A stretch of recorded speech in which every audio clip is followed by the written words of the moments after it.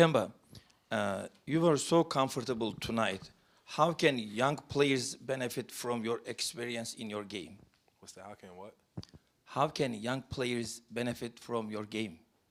Um, how can they benefit? I'm not sure. I mean, it just depends on if they like my style of play or not. But it's all through hard work, really.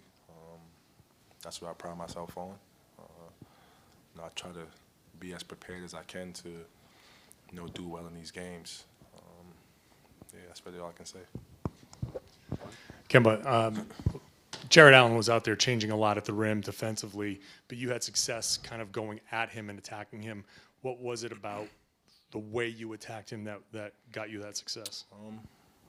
Just first of all, my teammates did a great job setting screens. Getting there, guards off me, allowing me to get downhill, and it was just really all about the angles for me. Trying to cut him off so I can get a good angle at the rim. Try to, use slow steps and, get into his body and things like that. I mean, he's an unbelievable shot blocker and, just overall rim protector. So, just try to do some things to get him off balance a little bit. Kemba, how quickly were you able, I mean, it seemed like it didn't take long, but was there any part of you that was reluctant at all at the beginning after your injury, and how quickly were you able to forget about it? And yeah, I've been over it. I mean, I could have played last game, honestly. But, yeah, I mean, if I'm on the court, I'm on the court.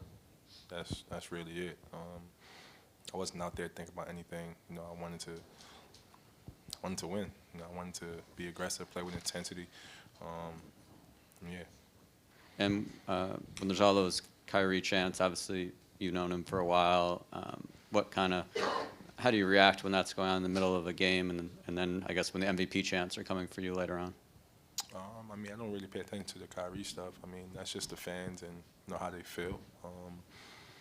That's not something that I'm really paying close attention to.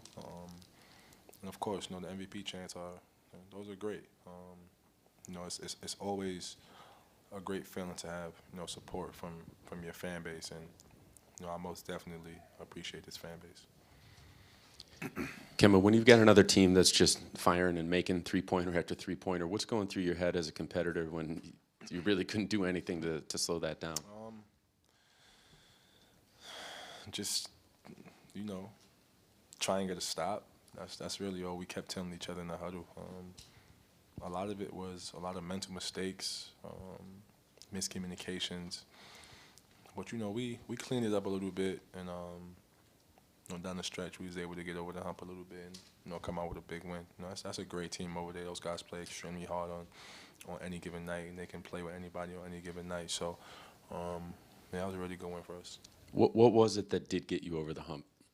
I thought we got stops when we needed to.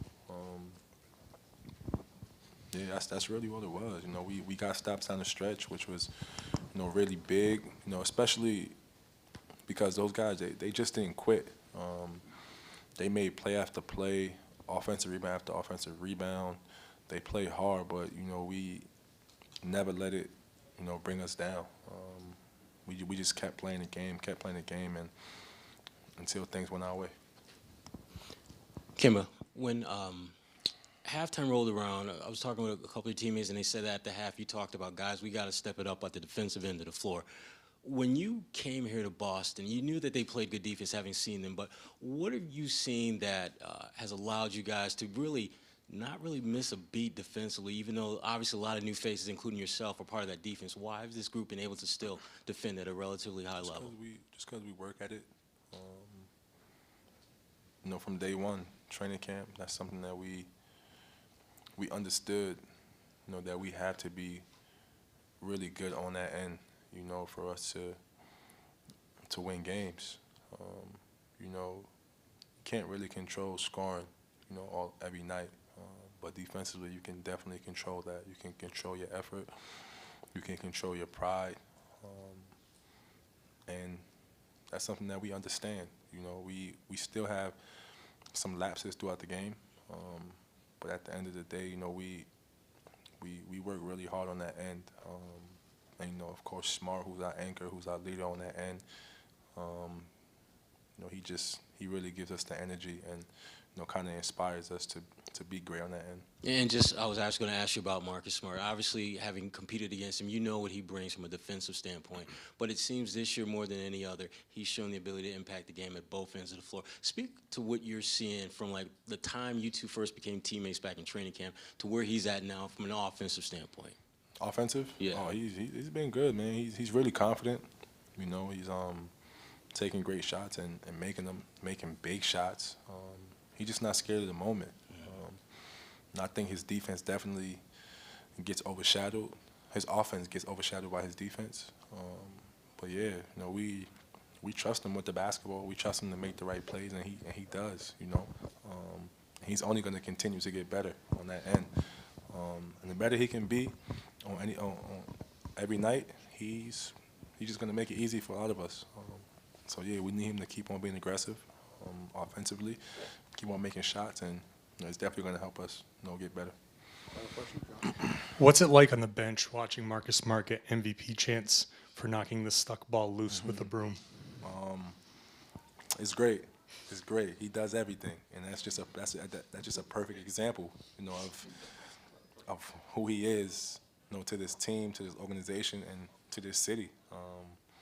It's definitely well deserved. He does everything for us, and that's a perfect example. Thanks so much for watching ESPN on YouTube. For more sports analysis and highlights, download the ESPN app. And for live streaming and premium content, subscribe to ESPN Plus.